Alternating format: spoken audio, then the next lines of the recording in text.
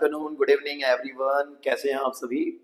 तो आज 25 जनवरी है जब हम वीडियो रिकॉर्ड कर रहे हैं और with in 1 month means next 24 फरवरी को आप लोगों का अकाउंटेंसी एग्जाम है।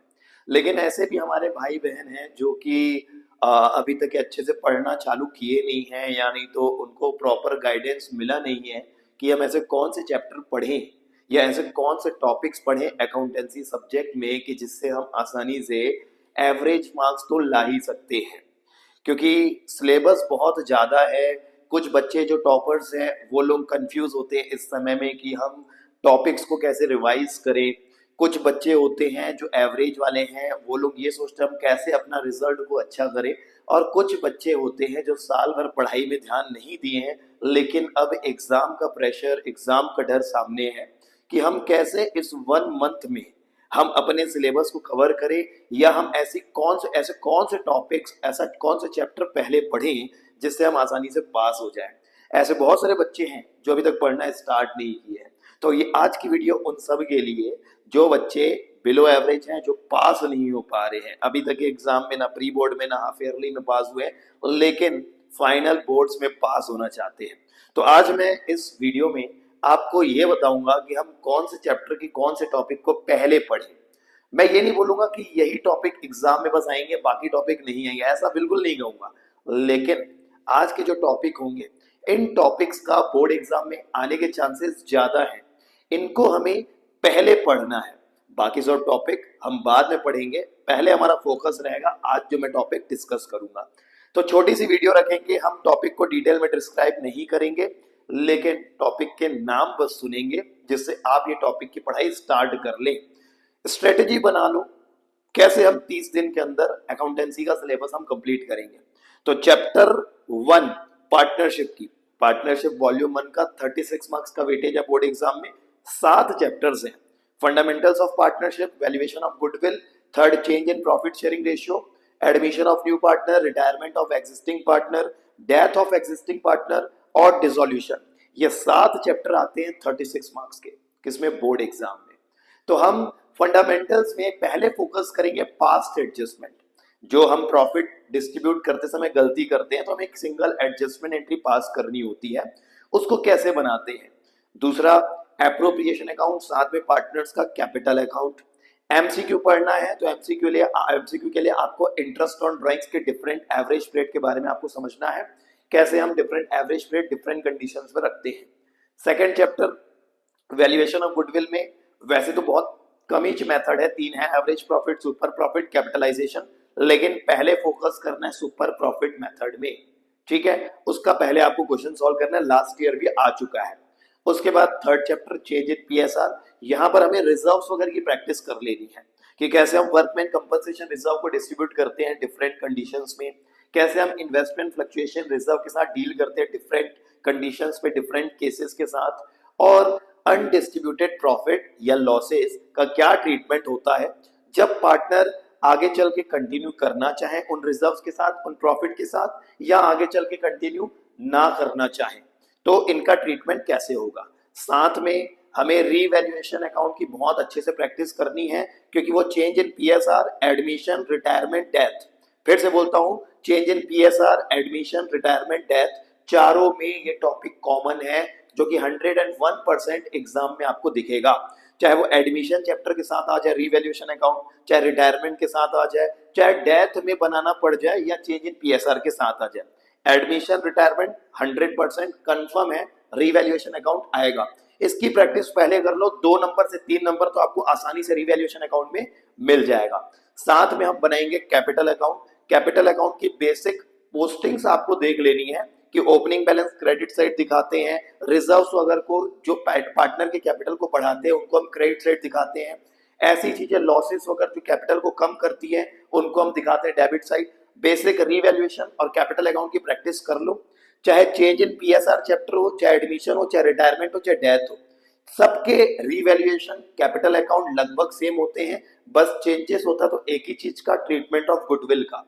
तो हम बात करते हैं third chapter change in PSR की, जिसमें आपको रिजर्व्स का ट्रीटमेंट सीखना है, रीवैल्यूएशन सीखना है, पार्टनर्स कैपिटल सीखना है। अगर इतनी चीजें आप सीख लेते हो, एडमिशन चैप्टर में, रिटायरमेंट में, डेथ में ज्यादा कुछ नहीं बचेगा। सिर्फ गुडविल का ट्रीटमेंट आपको सीखना है, कैसे गुडविल का ट्रीटमेंट होता है इन चारों चैप्टर्स में। बाकी सब कॉमन है, रीवैल्यूएशन और कैपिटल अकाउंट और रिजर्व्स का ट्रीटमेंट। नेक्स्ट है एडमिशन चैप्टर। एडमिशन चैप्टर में सेम चीजें जो आपने थर्ड चैप्टर में अगर अच्छे से रिजर्व्स के बारे में पढ़ लिया, रीवैल्यूएशन के बारे में पढ़ लिया, कैपिटल के बारे में आपने पढ़ लिया, कैपिटल अकाउंट कैसे बनता है, तो बचता क्या है, सिर्फ जब नया पार्टनर एडमिट होता है तो अगर वो गुडविल लेके आता है तो क्या एंट्री होगी या क्या पोस्टिंग होगी कैपिटल अकाउंट में।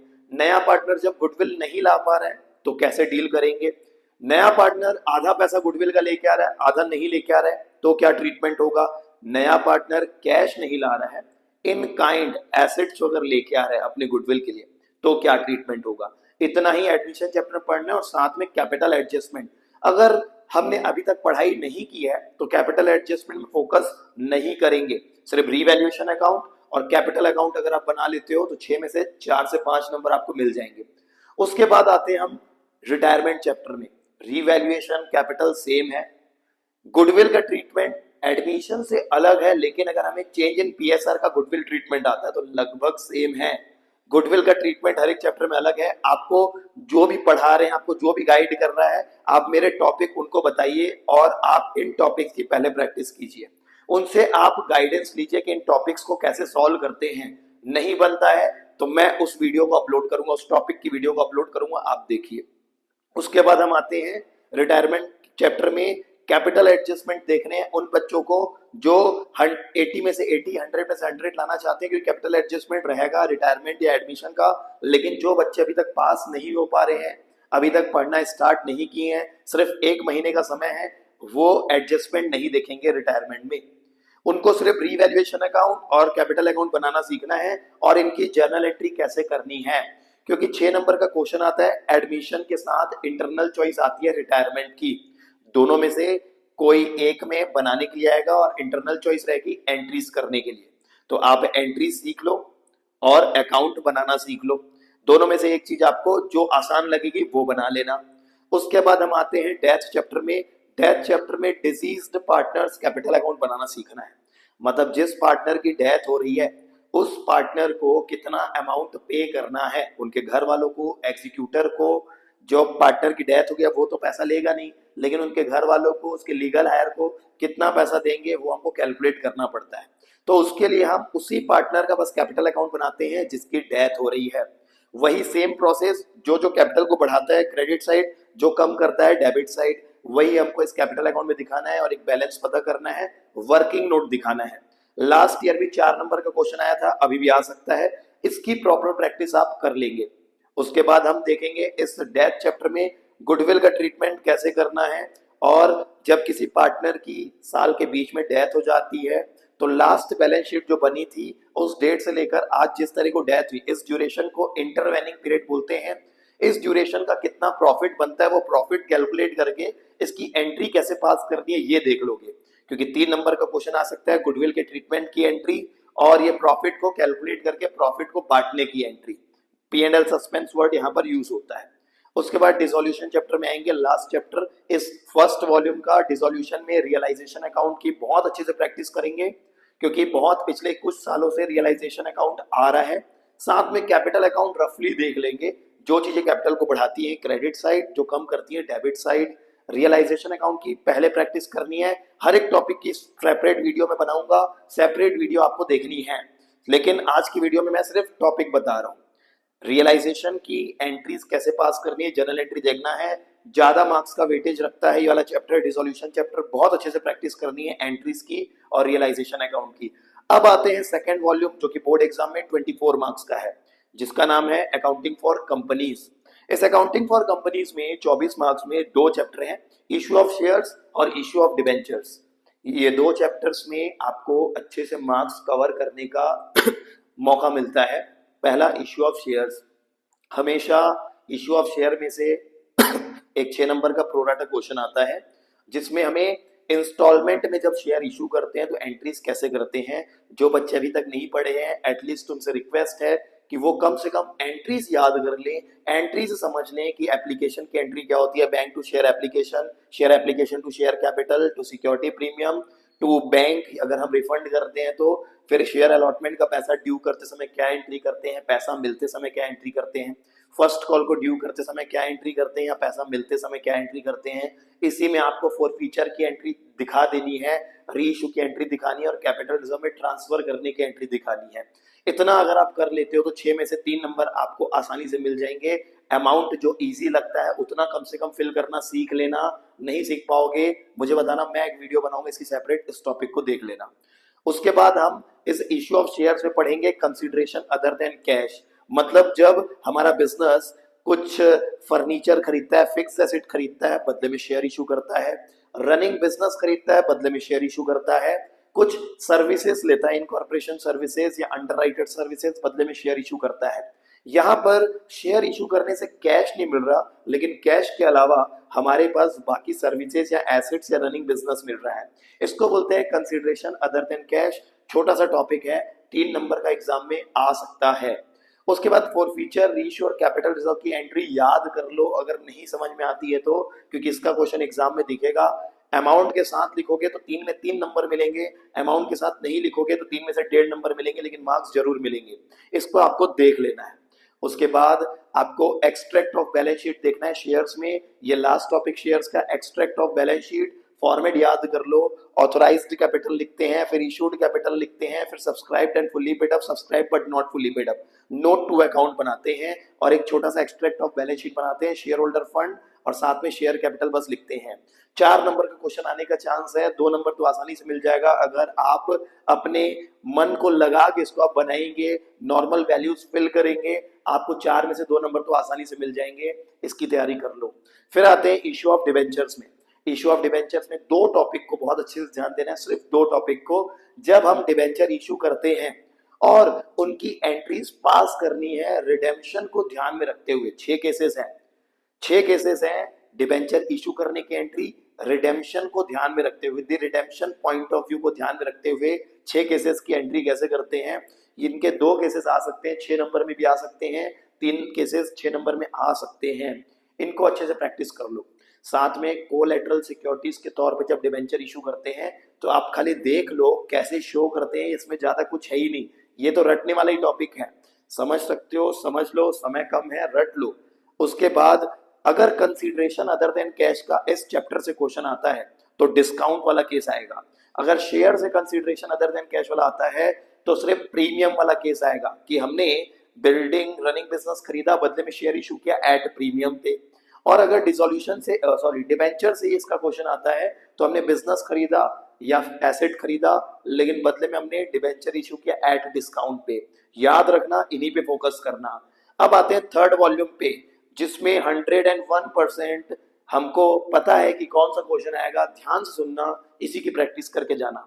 First chapter major head sub head, balance sheet को अच्छे से याद कर लो।